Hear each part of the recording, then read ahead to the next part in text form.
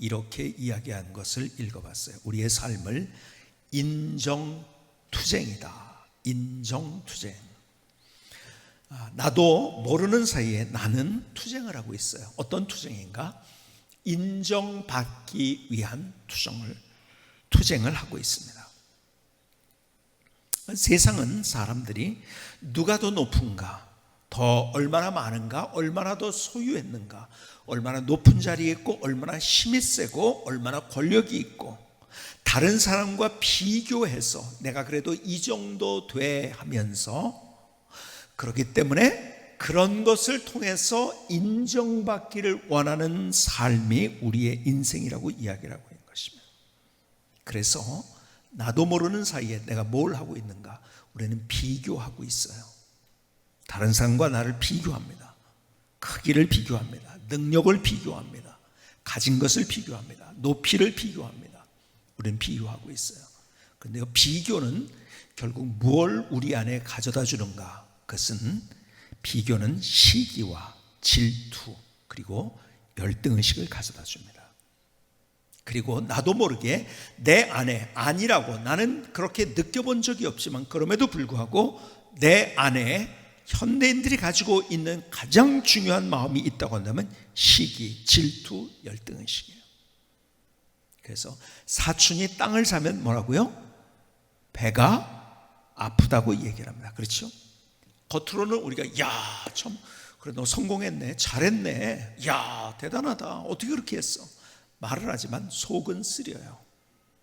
그래서 우리가 흔히 뭐라고 얘기한다고요? 배 고픈 것은 참을 수 있지만 배 아픈 건 참을 수가 없다. 그리고 속으로 결심합니다. 나 저 사람보다 더 많이 가져야지, 저 사람보다 더 높아져야지.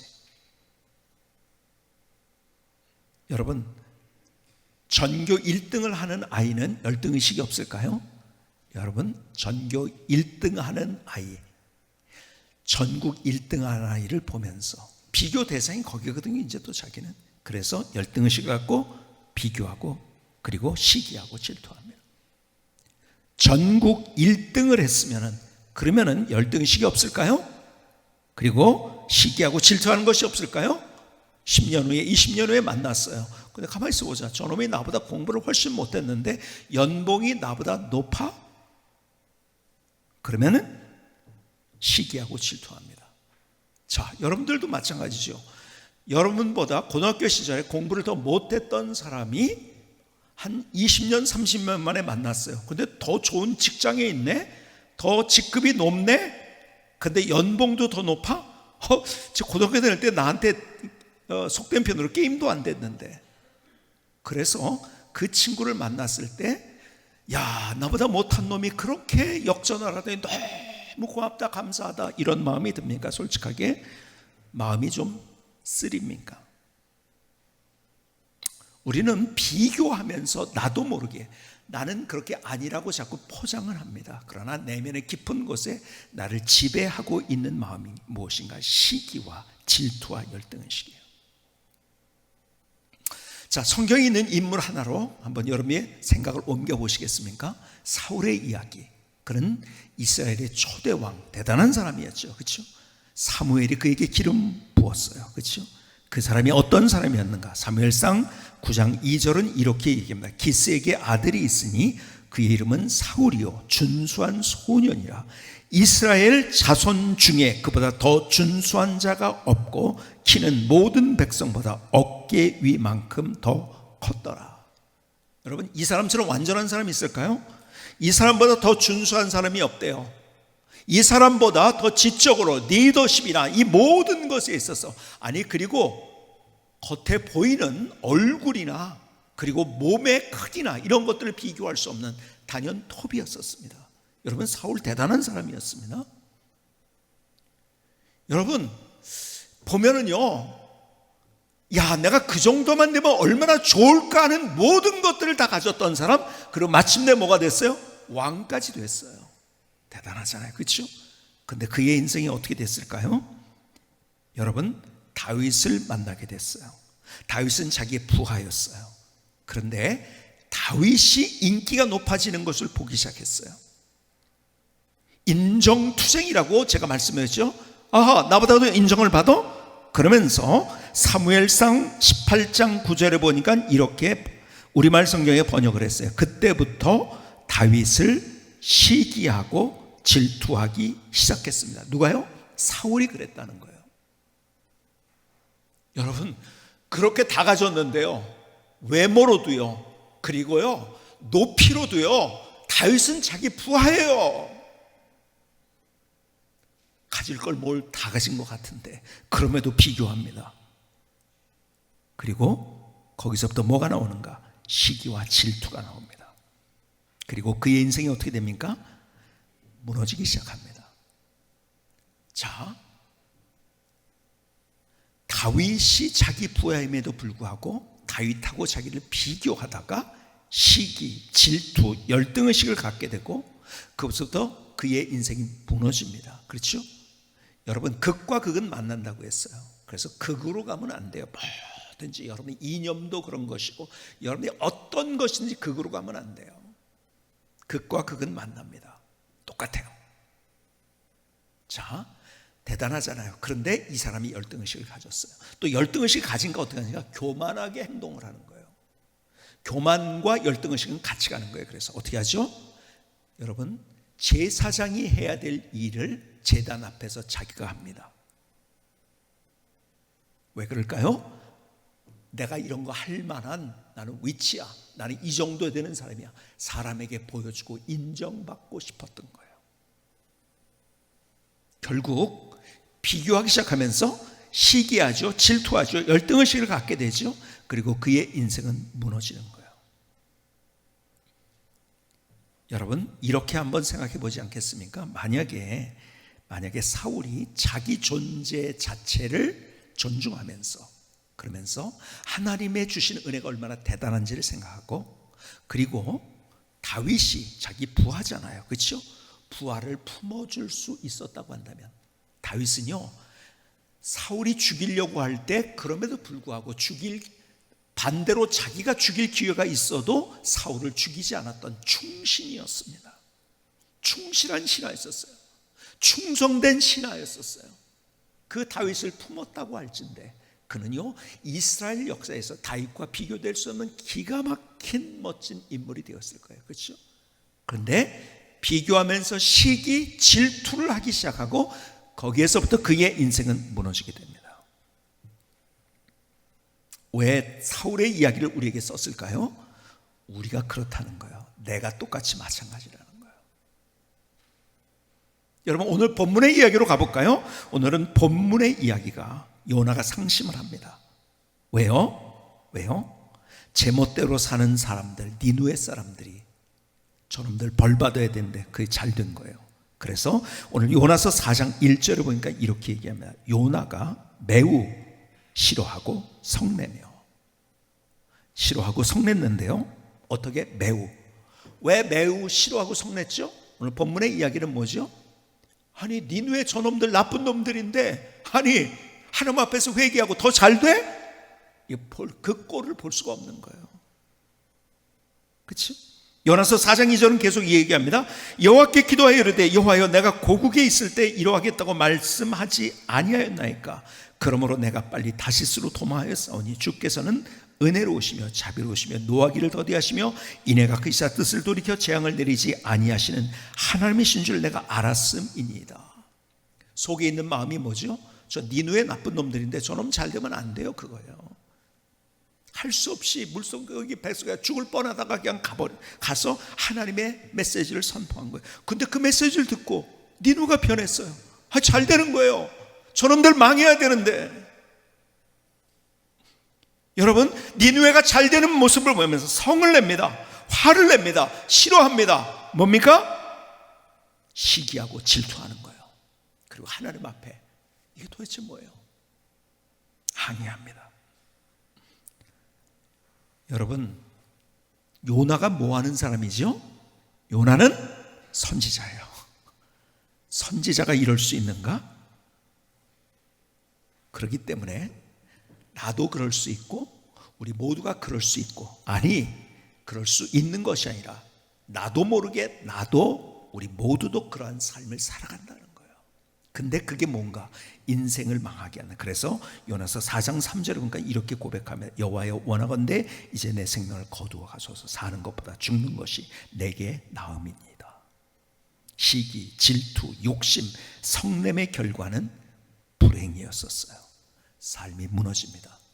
보세요. 요나는요 하나님 앞에서요 귀한 일을 하고 니느웨를 변화시키는 이런 일 대단하지 않습니까? 그럼에도 불구하고 그의 인생은 불행했어요. 죽고 싶었어요. 죽고 싶은 마음. 왜요? 남이 잘 되니까. 성경은 우리의 적나라한 모습을 그대로 요나를 통해서 또 사울을 통해서 우리에게 보여주고 있는 거예요. 여러분, 우리가 우리의 삶을 살아가면서 우리는 너무나 여기에 걸려 넘어진다는 거예요. 세상은요 적자 생존의 이야기를 합니다. 진화론적인 자본주의는요 계속 끊임없이 더 높아져야 된다, 더 높아져야 된다. 그래서 도시화가 됩니다. 더 높은 건물을, 더 높은 지위를, 다른 나보다 더 잘 살아야 되고, 뭣도 더 잘하고, 우리는 더 좋은 것, 더 좋은 것, 더 좋은 것, 더 좋은 것. 근데 보세요, 그렇게 해서 더 많이 가졌으면 행복해질 텐데 그렇지 않은 거예요. 여러분, 우리나라가 어떤 나라보다 급격하게 성장한 나라예요. 그렇죠? 그럼에도 불구하고 행복 지수가 세계에서 꼴찌 가깝게 있어요. 여러분, 자살률이 OECD 국가 중에서 자살률이요 1위예요. 가끔 조금 좋아질 때 2위 할 때도 있어요. 근데 대부분 1위예요. 죽고 싶어해 사람들이. 아니, 물질적으로는 그렇게 더 좋아졌는데, 아니 우리나라가 성장을 했는데. 여러분, 세상은 창세기에서부터 계속 뭘 얘기하는지 아세요? 자꾸 높아지라고 세상은 요구하는 거예요. 적자 생존을 얘기합니다. 네가 높아져야 돼. 그래야지 행복해지는 거야. 바벨탑을 쌓으라고 얘기합니다. 여러분, 성경은 우리에게 그러나 바벨탑을 쌓지 말고 높이를 이야기하지 말고, 높이를 이야기하는 순간부터 우리의 인생은 무너지고 불행해지는 거예요. 높이가 아니라 깊이를 얘기합니다, 성경 우리에게. 그래서 오늘 그렇다면, 자 보세요, 오늘 그렇다면 어떻게 우리의 문제를 해결할 것인가? 어떻게 문제를? 성경은 우리에게 이렇게 얘기해요. 비교 우위로 상대를 제압하려는 우리의 생각을 포기하라는 거예요. 바벨탑을 쌓지 말고, 성을 쌓지 말고, 성경은 흘려보내라고 이야기를 합니다. 자, 로마서 12장 16절을 볼까요? 이렇게 말씀합니다. 서로 마음을 같이 하며 높은 데 마음을 두지 말고, 바벨탑 쌓지 말라는 거예요. 높은 데 마음을 두지 말고 도리어 낮은 데 처하며 스스로 지혜 있는 체 하지 말라. 낮아지라. 깊이를 얘기합니다. 20절에 계속해서 내 원수가 줄이거든 먹이고 목마르거든 마시게 하라. 그리하므로 내가 숯불을 그 머리에 쌓아 놓으리라. 악에게 지지 말고 선으로 악을 이기라. 이 이야기가 뭔지 아세요? 쉽게 이런 얘기를 하고 있는 거예요. 너희들 성 쌓지 마. 높아지는 거에 관심 갖지 말고 오히려 깊이를 이야기해야 돼. 너희는 흘려보내야 돼. 나누어야 돼. 아니, 원수까지라도 그들이 줄이거든 먹이고 마시고 나눠야 돼. 그리고 세상의 원리는 높아지라고 하는데, 그 높아지라고 하는 세상의 세뇌, 세상의 강압에 너희들이 지면 안 되는 거야. 그 영적 싸움에서 너희가 이겨야 돼 하는 이야기를 지금 로마서에서 해주고 있는 거예요.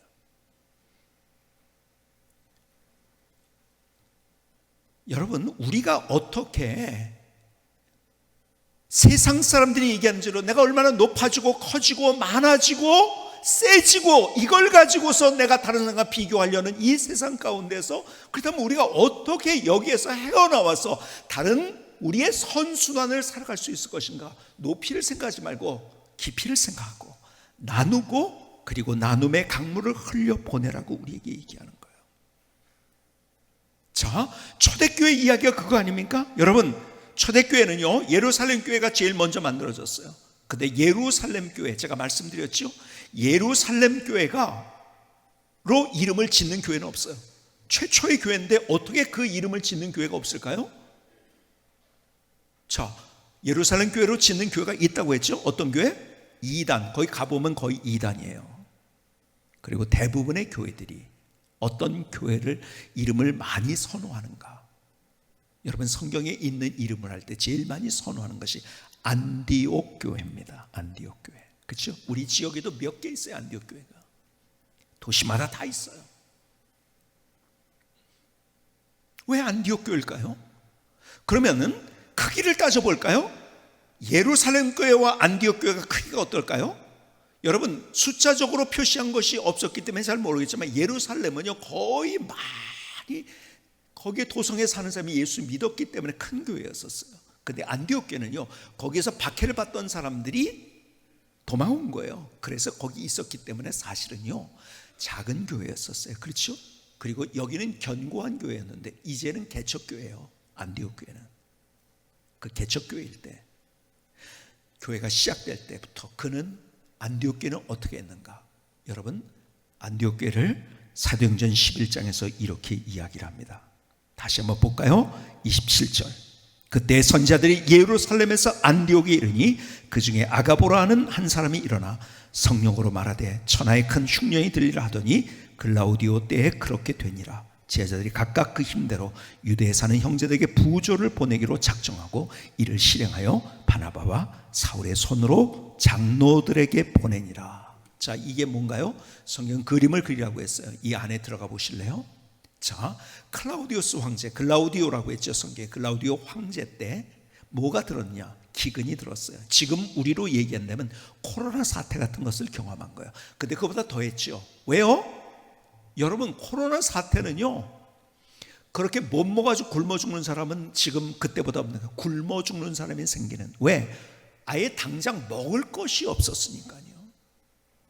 근데 그것이 어느 지역이 아니라 그 지역 전체가 천하에, 그러니까는 팔레스타인을 중심으로 한 그 지역 전체가 다 가뭄이 들었던 그 해였었어요. 그러니까 기근이 들었죠. 먹을 게 없었어요. 자, 그런데 보세요. 예루살렘 교회는 아까 숫자적으로 더 많았다고 했죠. 그렇죠? 그리고 헌금도 많았어요. 왜 그런지 아세요? 그 예루살렘 교회는 자기에 있는 재산 다 갖다 바쳤어요. 그냥. 여러분, 예산에서 어쩌면은 안디옥 교회와 비교할 수 없는 교회가 예루살렘에 있었어요. 그런데 이게 웬일입니까? 안디옥에 있는 교회들이 같이 구제헌금을 한 거죠. 그렇죠? 구제헌금을 해가지고 우리 유대 예루살렘 쪽으로 도와줍니다. 이게 기가 막힌 거예요. 여러분, 자기도 힘든데 남을 돕는다는 것, 이것처럼. 근데 안디옥 교회가 그렇게 한 거예요. 여러분, 안디옥 교회 속 안으로 들어가 보자고요. 근데 그들은요 예루살렘 교회랑 비교를 하면 예루살렘 교회는요 구제하는 것 때문에 히브리파, 헬라파, 어려운 사람들을 도와주면서 히브리파가 많다, 헬라파가 많다, 우리는 왜 적냐 작냐 이거 가지고 내부적으로 싸움이 있었어요. 그렇죠? 성경에 보니까. 그런데 그들은 자기들보다 더 어쩌면은 잘 사는 사람이 있는 데인지 모르겠어요. 그런데 거기를 도와주는데 만장일치로 도와줍니다. 여러분, 이걸 얘기하는 교회는 그래서 끊임없이 교회가 쌓아놓으면 문제가 되는 거예요. 절대 교회는 쌓고 우리끼리 나누면 안 됩니다. 예루살렘 교회가 재정은 많았지만 자기들끼리 좋았고 자기들끼리 나눴어요. 밖으로 흘려보내지 아니하고 자기들의 성을 쌓던 거예요. 자기들의 예산을 가지고 싸움이 일어났죠. 그런데 안디옥 교회는요 그들은 성을 쌓지 않고 나눔의 강물을 흘려보냈어요. 여러분, 이게 11장의 얘기예요. 13장으로 가면 어느 지경까지 이르는지 아십니까? 자기들의 담임 목사, 부목사까지 파송하면서 그들의 에너지, 그들의 인적 자원까지 자기들만을 위해서 쓰지 않았어요. 다른 교회를 위해서 쓰고 예수 안 믿는 사람을 위해서 썼어요. 여러분, 이게 안디옥 교회의 위대함이에요. 예루살렘 교회는 성을 만들었어요. 자기들 안에서. 그런데 안디옥 교회는요 더 작은 교회였었고 그리고 더 그러니까 예루살렘에서 도망온 사람이니까 뭐가 있었겠어요? 불쌍한 사람이었음에도 불구하고 그들은 오히려 나눔의 강로를 만들었던 거예요. 그리고 하나님의 역사의 스토리는, 하나님의 드라마는 어디를 통해서? 예루살렘 교회를 통해서가 아니라 안디옥 교회를 통해서 만들어지게 된 거예요. 이게 성경의 이야기입니다. 우리는 성경으로 돌아가야 되는 거예요. 여러분, 우리 교회가 우리 교회만을 위해서 존재하게 될 때, 그때서부터 우리는 존재 가치가 없어지는 거예요. 우리의 아성을 쌓는 것이 아니라 같이 흘려보내는 거예요. 참 여러분들이 자랑스럽고 감사한 것은, 우리가 분리개척을 한다고 할 때 그런 논의들이 되면서 저는요, 그 회의하는 데 들어가서 이래라 저래라 한 적이 없었음에도 불구하고 여러분들이 같이 한 마음으로 해서 그렇게 가야 돼요. 여러분, 우리 교회가 큰 게 중요한 것이 아니라, 더 커지는 게 중요한 것이 아니라, 하나님이 뭘 원하시느냐를 하는 것이 훨씬 더 중요한 거죠. 참 귀한 우리의 성도님들이 함께 우리가 우리의 길을 걸어가고 있다는 것이 얼마나 참 감사한지요. 우리 교회 존재의 목적은 우리가 가진 것을 우리를 위해서 사용하는 것이 아니라 남을 위해서, 우리가 그 강물을 흘려보냄으로써 우리의 교회의 존재의 목적이 있는 거예요. 여러분, 개인도 마찬가지예요. 나 혼자 잘 먹고 살아, 내가 아무리 많이 벌어도 그건 소용이 없는 거예요. 하나님이 아브라함을 부를 때도 어떻게 부르셨어요? 아브라함을 통해서, 너를 통해서 다른 사람이 복을 얻게 하기 위해서 거기서부터 강물이 흘러나오게. 이게 하나님의 의도인 거예요. 여러분, 초대교회가 그랬던 거예요. 거기서 하나님의 드라마를 경험한 거예요. 우리가 코로나 사태를 경험하고 있어요. 그리고 전에 제가 마르크스 아우렐리우스 시절의 이야기를 했어요. 로마가 언제부터 무너지기 시작했는가? 역사가들이 하는 얘기, 역병이라고 하는데요, 그 당시에 전염병이 돌았어요. 마르크스 아우렐리우스가 즉위한 4년 후에, 서기 165년입니다. 로마에 전염병이 돌았어요. 그 연구한 학자들의 이야기를 들어보면 아마 그것이 천연두였을 것이라고 추정을 합니다. 어쨌든 그 전염병이었어요. 그때가 로마가 기울기 시작했던 변곡점이라고 역사가들은 이야기를 합니다. 로마가 그때서부터 기울어졌어요. 언제서부터? 역병, 전염병 때서부터. 근데 놀라운 사실이 있어요. 오히려 교회는 그때서부터 부흥을 했어요. 그것이 변곡점이었어요. 여러분, 로마에는요, 로마가 망하기 전까지, 서로마가 망하기 전까지 2번의 역병이 있었어요. 그러니까 초기, 동로마 서로마로 나누어지기 전까지 2번의 역병이 있었는데요, 서기, 그러니까는 2세기와 3세기에 2번의 역병이 있었어요. 마르쿠스 아우렐리우스 시절부터 시작해가지고 2번에 크게 있었는데요, 근데 그때가 로마가 기울어진 기회가 됐는데 기독교는 부흥하는 기회가 됐어요. 여러분, 역사의 문헌의 한 장면에서 한 황제가 그런 역병을 만났을 때, 로마 종교가, 태양신을 숭배하고 있던 원래 종교가 있었죠. 사제에게, 거기에 태양신을 숨기고 하는 로마 원래의 종교의 사제에게 편지를 보냈어요. 그 편지에 이런 내용, 역사에 있는 내용입니다. 한번 들어보시겠습니까? 그리스도인들이 낯선 자들을 사랑으로 섬기고 죽은 자들을 장사 지내는 일을 도움으로써 크게 세력을 확장해 왔다. 여러분, 그리스도인들이 낯선 자를 섬겼다는 거예요. 그리고 장사 지내는 일을 도왔다는, 무슨 얘기인지 아세요? 그 역병 때문에, 전염병 때 수많은 사람이 다 죽어가는데요, 그걸 처리할 사람이 없었어요. 그 기독교인이 나섰다는 거죠. 그러면서 거지가 된 유대인이 한 사람도 없다는 사실과 불경스러운, 자기들은 불경스럽다고 표현해서 불경스러운 갈릴리인들, 그리스도인들이 그들의 빈자들만이 아니라 우리의 빈자들까지 보살피고 있다는 사실은 매우 유감스럽다. 우리는 우리에게 속한 사람들에게 도움을 베풀어야 하지만 그러지 못하고 있다. 황제가 태양신을 숭배하고 있었던 사제에게 보낸 편지예요. 우리는 뭐냐? 그리스도인들이 이렇게 여러분 그리스도인들은요 그때 박해를 받고 있었어요. 숨어 지내야 됐어요. 여러분 소득도요 그러니까는 평균 이하에 다 있는 사람들이었어요. 크리스찬들은요. 그럼에도 불구하고 시체들을 처리하고, 그럼에도 불구하고 어려운 사람을 도와주고 그들을 감싸주고 나누고 베풀고, 그리고 황제가 그래서 그들이 크게 세력을 확장했다라고 표현을 하고 있는 거예요. 저는요 코로나 사태를 맞이하면서 기도하고 성경을 읽고 그리고 제가 묵상하고 책을 읽으면서 제 안에 더 큰 확신이 들었어요. 여러분 우리에게 분명하게 코로나 사태는 기회가 될 것입니다. 위기를 맞이했지만 이건 기회예요. 근데 똑같이 기회일진데 그 기회를 사용할 수 있는 사람이 있고 기회를 기회인지 모른 채 가는 사람이 있어요. 저는 기회예요. 여러분 교회가 어려워질 거라고 해요. 모이기를 이제 안 하고 어쩌고 저쩌고 얘기들이 많아요. 저는 그렇지 않다고 생각해요.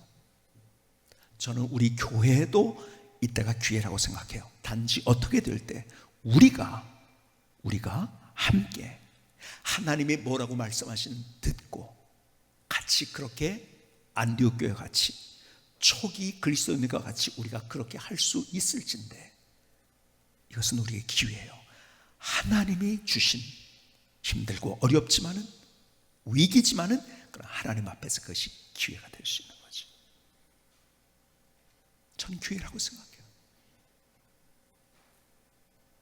그래서 우리가 이런 사태를 맞이하면서 좀 이렇게 형식적이지 않은 기도 모임이 만들어졌어요. 말씀과 순명이라는 그러한 정말 주님 앞에 목숨 걸고 주님의 말씀을 순종하면서 우리 같이 기도하자. 그래서 같이 기도를 하는데요. 지난 목요일에도 제가 여러분들에게 전에 보여드렸던 그 생명의 빛 예수마을 교회 보여드렸죠. 그래서 거기 어디 있냐고 가고 싶다고 하시는 분들인데 그냥 거기 내비게이션에 찍고 가면 돼요. 생명의 빛 예수마을 교회. 거기에서 지난 목요일에 1박 2일로 같이 기도하는 10명 정도 되는 목사님들이 같이 모였어요. 거기에 함께 홍정일 목사님, 이동원 목사님, 그리고 오늘 이렇게 이재훈 목사님, 그리고 주기철 목사님의 손자이신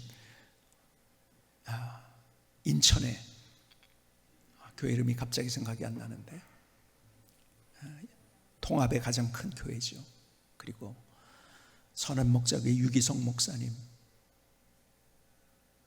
지영은 목사님, 해서 한 10명 정도 같이 모여서 하면서 계속 매주 만나가지고 수요일마다 수요일 새벽에 같이 기도회를 했어요.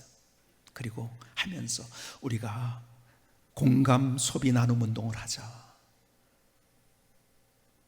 하나님이 이걸 원하시는 거예요. 같이 거기에서 같이 했을 때 같이 교회들이 합해지고 거기에서 조그만 도랑이 만들어진 것 같은데 지금 강물이 흘러가지고 많은 교회들이 같이 참여. 지금 우리 교회도 같이 이렇게 하자고 지금 여러분에게 말씀드리고 우리 교회 운영위원회에서도 이것을 결정해서 같이 하자고 한 거예요. 여러분 힘들어도 어려워도 하나님이 우리에게 뭘 원하시는가에 우리가 같이 갈 수 있다고 한다면 우린 다른 인생을 살 수 있어요. 여러분 누누이 얘기한 것처럼 우리 교회만 잘 되면 한국교회 소망이 없어요. 같이 잘 돼야 되는 거예요. 모든 교회들이 같이 작은 교회 배려할 줄. 우리 교회가 얼마나 크냐에 우리 교회 예배당이 얼마나 큰지 알아? 우리가 얼마나 많이 모이는지 알아? 얼마나 부흥하는지 알아? 이거 가지고 자랑하기 시작했을 때 그때서부터 교회로서의 생명은 끝나는 거예요. 하나님이 우리에게 그렇게 바벨탑을 쌓고 우리의 가진 것, 우리의 높이를 자랑하지 않을 것을 예고했는데 언제부터인지. 그리고 자기는 조그만 교회 다니면 괜히 진흙 들어가지고 우리 교회는 이것밖에 안 되나? 여러분 아니에요. 그것은 세상 사람들이 하는 건데 어느새 교회 안에 그게 들어오는 거예요. 우리가 안디옥 교회 모습으로 돌아가야 돼요. 지난주에 예수원을 방문했어요. 예수원은 우리 한국 기독교에 굉장히 영성에 자극을 준 곳입니다. RA 토레이, 사실 RA 토레이 1세가 누구랑 같이 일을 했냐면 가장 팀워크가 맞아가지고서 D.L. 무디와 같이 일을 했던 아주 귀한 분이죠. R.A. 톨의 유명한 분이죠. 그 아들이 중국 선교사로 왔다가 또 그 아들이 한국 선교사로 오게 되고 계속 이어서 지금 벤 토레이까지 그 골짜기에 예수원을 세워가지고 참 거기 가서 다시 한번 참 따뜻한 마음의 위안을 얻었어요. 제가 예수원을 갔던 사진 한번 그냥 쭉 돌려봤어요. 벤 토레이 이제 지금 지키고 있는데 설명을 하고 있는 건데요. 참 쉬고 있는데 저희가 어디에 있는지 아세요? 삼수령이라는 곳에 있어요. 삼수령. 물론 예수원 자체는 삼수령에서 약간 했는데 삼수령 그 위에다가 또 삼수령 센터를 만들었어요. 근데 왜 삼수령인지 아세요? 이번에 저도 그걸 처음 알았네요. 삼수령은 한강 그리고 낙동강 50천의 발원지예요. 그래서 거기서부터 출발해 가지고 동해, 남해, 서해로 물이 흐르는 분수령이에요. 그래서 삼수령이라는 곳이에요. 근데 거기 갔더니 조그만 건물의 지하에 이름이 써져 있는데 뭐라고 써져 있냐면 네 번째 강 문화연구원이라고 써 있더라고요. 네 번째 강. 처음에 몰랐으니까요. 저는 왜 네 번째 강일까? 그랬더니 그것이 뭔가? 동해, 남해, 서해로 흐르는 강물은 있는데 거기에서 뭐가 없는지 아세요? 북으로 흐르는 강물은 없는 거예요. 그래서 거기에 네 번째 강이라는 것은 새로운 강을 만들자는 거죠. 북으로 흐르는 강, 나눔의 강. 그리고 북한 사역과 함께 나눔의 강을 만들자. 북한 사역은 여기에서 얘기하면은 좀 문제가 될 수 있는 것들이 있기 때문에 다 말씀드렸어요. 기가 막힌 사역을 하고 있어요. 거기에서 어떻게 미국 사람이 여기 와가지고 그런 일을 하고 있을까 너무너무 감동을. 근데 그 강물을 흘려 네 번째 강. 우리는 성을 쌓고 바벨탑을 쌓는 것이 아니라 우리는 여기서부터 무엇을? 강을 만들어야 돼요. 강줄기를 만들어야 돼요. 나눔의 강줄기를 만들 때 거기서부터 그 강물이 있으면 거기서부터 생명이 생겨나는 거예요. 거기서 식물과 동물들이 살아납니다. 생명이 생깁니다.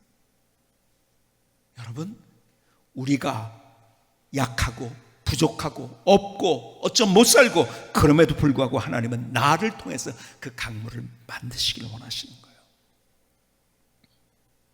그 강물을 만드는 거예요. 여러분, 다시 코로나 사태를 통해서 우리가 생각하는 것, 지금 세계는요 점점 더 높이를 얘기하고 자기들의 아성을 쌓고, 제가 말씀한 포스트 모더니즘은 내가 왕이라는 거예요. 내 세상에 내가 왕이야, 내가 주인이야, 그리고 내가 더 높아질 거야. 그래서 모든 것들을 파괴하고 있어요. 모두 같이 불행해지고 있어요. 그런데 이 코로나 사태를 통해서 주님께서 우리에게 주신 말씀 우리가 들을 수 있어야 돼요. 나눔의 강물을 우리가 흘려보내는 거예요. 우리가 함께. 여러분, 우리 교회가 우리 교회 자체를 위해서 존재한다고 한다면 그것은 의미가 없어요. 가치가 없어요. 담 너머를 봐야 돼요. 더 큰 것을, 주님의 뜻이 무엇인가. 그래서 여러분들이 공감 소비 나눔 운동, 이것도요, 여러분, 제가 여러분에게, 저도 마찬가지고요. 여러분, 그냥 가다가 그냥 어려운 사람 만나가지고 내 용돈 좀 털어가지고서 내는 그 정도가 아니라 우리가 함께 정말 의시하고서 내가 이거 믿고 있었는데 어쩌면 내가 그거 주님 앞에 드리겠다는 나의 고백. 어쩌면은 내가 이것마저 하나님 앞에 드려야 돼, 이걸 내가 나눠야 돼, 내가 이걸 어려운 삶을 위해서 나눠야 돼 하는 그런 것들을 도전할 수 있는 그런 기회가 됐으면 좋겠다. 저는 그렇게 생각해요. 저도 마찬가지고요. 우리는 소유를 위해서 너무 달려갔어요. 그게 악순환이 된 거예요. 또 힘들고 또 절망적이고 죽고 싶고. 그러나 나눔을 위해서 우리가 그렇게 소유를 위해서 달려왔던 만큼 나눔을 위해서 우리가 달려가게 될 때, 그리고 그것을 통해서 나눔의 강물을 우리가 만들기 시작할 때 하나님께서 거기에서 새로운 선순환을 만들어 주시는 거예요. 히브리서 13장 16절은 그래서 우리에게 말씀합니다. 오직 선을 행함과 서로 나누어 주기를 잊지 말라. 하나님은 이 같은 제사를 기뻐하시느니라.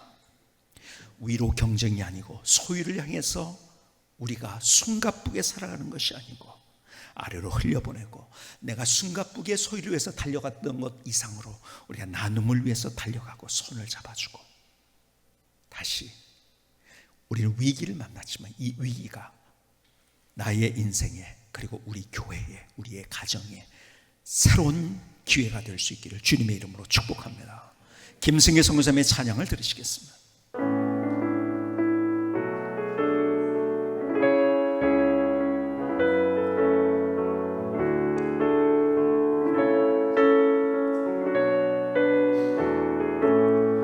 주님 시기와 질투로 얼룩진 내 마음을 십자가 앞에 모든 걸 내려놓습니다. 주님 나눔의 삶을 살게 하소서. 나눔이 지식이 아니라 삶이 되게 하소서. 나만의 성을 쌓지 않고 나눔의 강물이 넘쳐 흐르게 하소서. 주님 주신 사랑의 그 열매 나눔의 축복의 삶을 살아가게 하소서. 주님 시기와 질투로 얼룩진 내 마음을 십자가 앞에 모든 걸 내려놓습니다. 주님 나눔의 삶을 살게 하소서. 나눔이 지식이 아니라 삶이 되게 하소서. 나만의 성을 쌓지 않고 나눔의 강물이 넘쳐 흐르게 하소서. 주님 주신 사랑의 그 열매 나눔의 축복의 삶을 살아가게 하소서. 나눔의 축복의 삶을 살아가게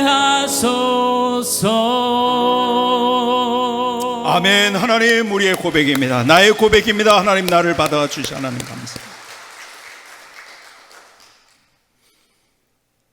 이 오늘 찬양이 이렇게 넘실대는 그러한 곡조가 되는 거 느끼셨어요?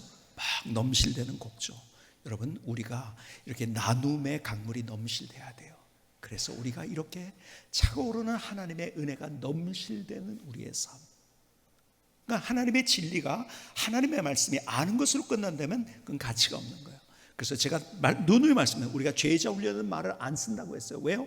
제자 훈련할수록 아는 게 너무 많아. 그러니까 그렇게 세게 제자 훈련하는 교회일수록 다툼이 많아. 인상을 서로 교회 가보면 인상 참 많이 쓰고 있어요. 왜요? 정죄하니까요. 여러분 아는 것으로 진리가 끝나면 그렇게 돼버리는 거예요. 진짜 제자는 뭔지 아세요? 진짜 제자는 예수님과 함께 먹고 마시고 호흡하고 자고 하면서 예수님의 삶을 닮은 거예요. 그렇죠? 그러니까 삶이 돼야 되는 거예요. 진리가 삶이 돼야죠. 너무 잘 아는 진리 여기서 끝나면 그것은 더 힘든 인생이에요. 그것이 삶이 되는 인생. 우리가 나눈다는 것 모르는 사람이 있을까요? 처음 듣나요 저한테? 근데 그게 진짜 우리의 삶이 되었는가? 여러분 옛날에 펌프질 할 때 기억하시죠? 요즘 아이들은 잘 모를 텐데 펌프질 할 때 그렇죠? 이제 밑에 펌프에 있던 물이 다 내려갔어요. 밑에는 샘이 있잖아요, 그렇죠? 그러면 다시 펌프질을 하려고 할 때 어떻게 하죠? 한 바가지에다가 마중물이라고 하죠. 그것을 한 바가지에 넣어가지고 그걸 다 집어넣으면 해가지고 막 펌프질하면 다시 밑에 있는 게 막, 여러분 그거는 다 측량할 수 없는 밑에 있는 샘물이 그냥 막 올라오는 거예요. 그렇죠? 막 올라와요. 근데 그 마중물을 처음 넣을 때, 야 이거 이러다가 이거 다 없어지면 이것마저 못 쓰는 거 아닌가? 그러고서 찔끔 넣고, 안 되네 또 찔끔 넣고, 안 되네 찔끔 넣고, 결국 뭐죠? 그냥 다 아무것도 아닌 채로 그 밑에 있는 그 보고, 그 생수들을 얻을 수가 없는 거예요. 여러분, 우리가 찔끔찔끔이 아니라 하나님 앞에 우리의 삶을 드리십시다. 하나님, 내가 나눔의 삶을 이렇게 살겠습니다. 그냥 거기 있는 거 가지고 조금 하다가 이거 해봤는데 안 됐네, 이게 아니라 다 맡기는 거예요. 주님 앞에 다 될까? 그러나 한 바가지를 제대로 풀어 거기다 넣어야지 거기 밑에 있는 모든 측량할 수 없는 샘물, 그것을 다 얻을 수 있는 거예요. 이 은혜가 우리의 삶에 있기를 주님이 원하세요.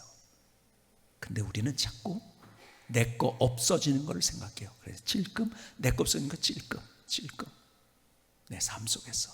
아니에요.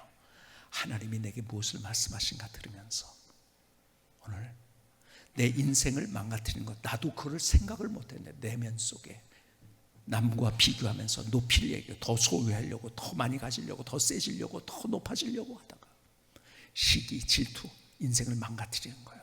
이제 거기에서 그런 성을 우리는 쌓지 말고 이제 나눔의 강물을 흘려보내는 거예요. 이 은혜가 저의 삶, 또 여러분의 삶에 있을 수 있기를 주님의 이름으로 축복합니다. 기도하시겠습니다.